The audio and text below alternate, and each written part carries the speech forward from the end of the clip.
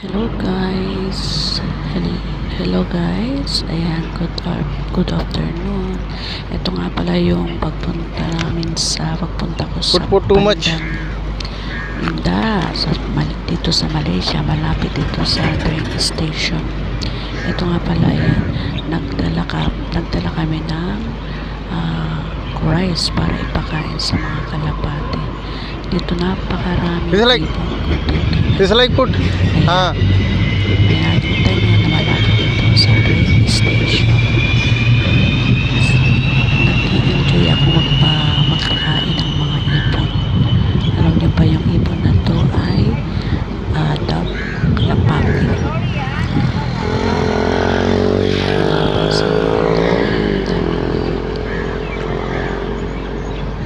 Pakain natin sila. Halos isang plastic.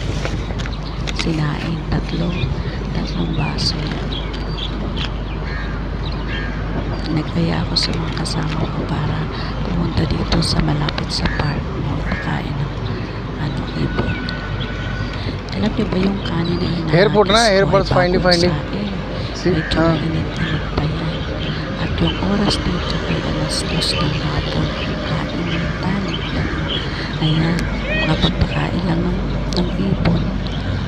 Sarap ng pakain ng ibon. Nakaka-enjoy. Buti ng ibon may kalayaang lumipad. Tayo walang layang lumipad dahil wala tayong pakpak. Sige, sabi nung kasama ko yung taga-video ko, huwag mong ganyang pagpakain, ihagis mo.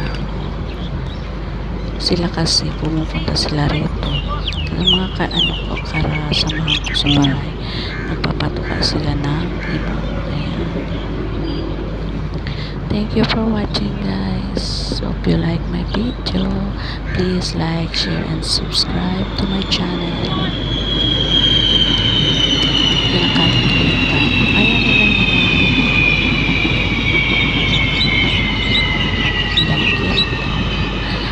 Hugas ako dun sa may train station.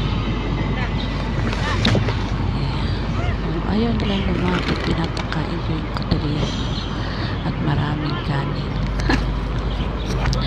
Ayan guys, thank you for watching. You come out. You here coming then eating.